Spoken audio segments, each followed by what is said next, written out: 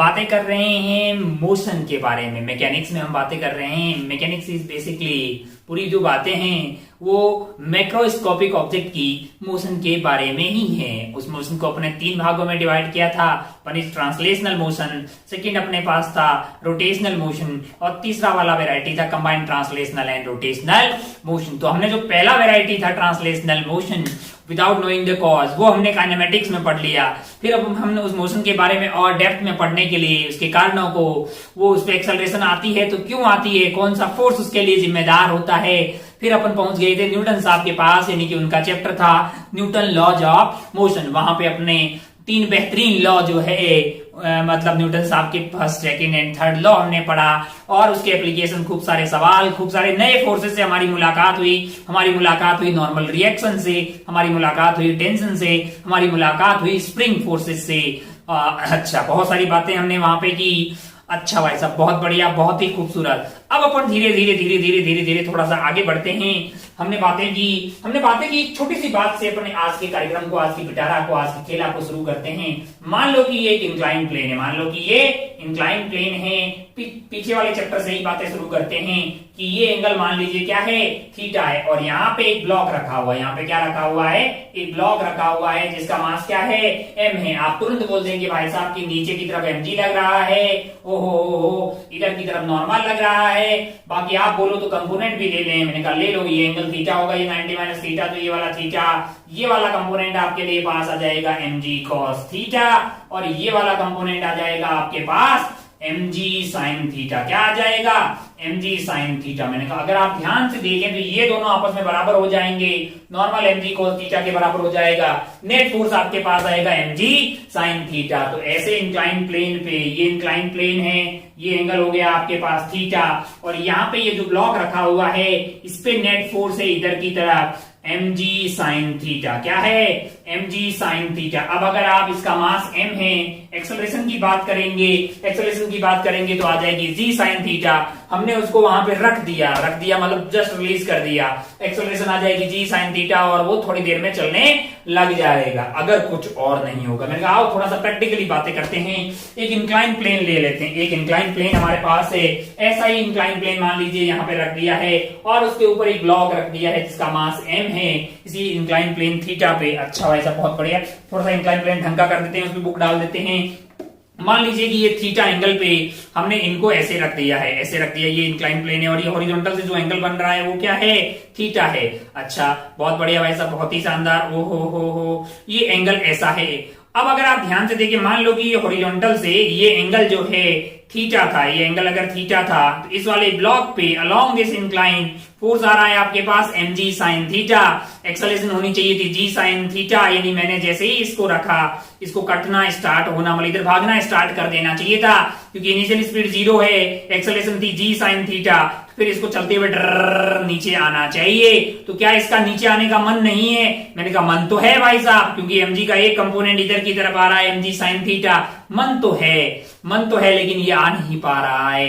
कोई तो है कि इसकी एक्सेलरेशन को 0 करके रखा हुआ है, क्योंकि अगर एक बॉडी रेस्ट में है तो वो रेस्ट में तब तक रहेगी जब तक उस पे कोई एक्सटर्नल अनबैलेंस्ड फोर्स नहीं लग जाए। इसका मतलब फोर्स बैलेंस है, इसका मतलब mg sin थीटा इधर लग रहा है, तो कोई तो है जो उसको बैलेंस कर रहा है उधर की तरफ। इन दोनों सरफेस के बीच में, इस सरफेस और इस सरफेस के बीच में कोई तो होगा जो इसके इधर वाले कंपोनेंट यानी कि mg sin थीटा को ऊपर की तरफ लग के बैलेंस कर रहा होगा। मैंने कहा यार ये तो अजीब टाइप का फोर्स हो गया है, ऐसा कोई फोर्स तो हमने पहले पढ़ा ही नहीं है। बिल्कुल हमने मतलब अभी एनएलएम में नहीं पढ़ा है, हमने एनएलएम में सरफेसेस ली थी, वो सरफेसेस हमारे पास हुआ करती थी स्मूथ। लेकिन अब हमारे जो पास जो सरफेस है वो अब अपन प्रैक्टिकल बातों पे थोड़ी धीरे पहुंचने लग गए। हमने वहां पे मासलेस पुली ली थी, मासलेस स्प्रिंग ली थी, फ्रिक्शनलेस सरफेस ली थी, थोड़ा प्रैक्टिकल हो गए, थोड़ा अपन प्रैक्टिकल के पास में जाने लगे हैं। हमने बोला कि सरफेस अब स्मूथ नहीं है।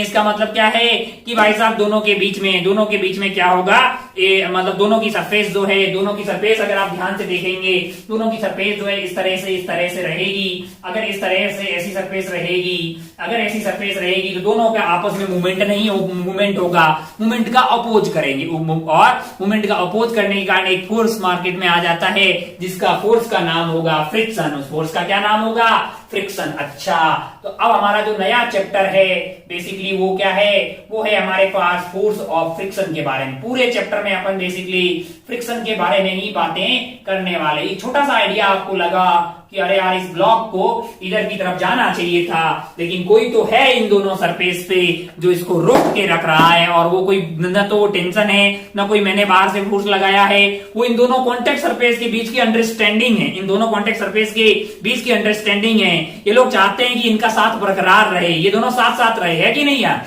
अच्छा, और वो जो अंडरस्टैंडिंग है, वो जो अंडरस्टैंडिंग के कारण इस पे उसके ऊपर एक फोर्स लग रहा होगा, वो इन दोनों के साथ को बरकरार रखने की कोशिश कर रहा होगा, और वो जो फोर्स है उसका नाम है फ्रिक्शन। हमारे इस चैप्टर का नाम भी हो गया है अभी फ्रिक्शन वाले। इस फोर्स के बारे में ही पूरे चैप्टर में अपन पीएचडी करने वाले हैं। अच्छा भाई साहब, बहुत बढ़िया, बहुत ही शानदार, खूबसूरत। ओ हो। अच्छा, तो एक बात हमें समझ में आई कि अच्छा भाई साहब बहुत बढ़िया, छोटा छोटा समझ में आया कि भाई फ्रिक्शन जो है इन दोनों सरफेस के बीच में लगता है। सरफेस के बीच में लगा तो ये कैसा फोर्स हो गया है, कॉन्टेक्ट फोर्स हो गया है।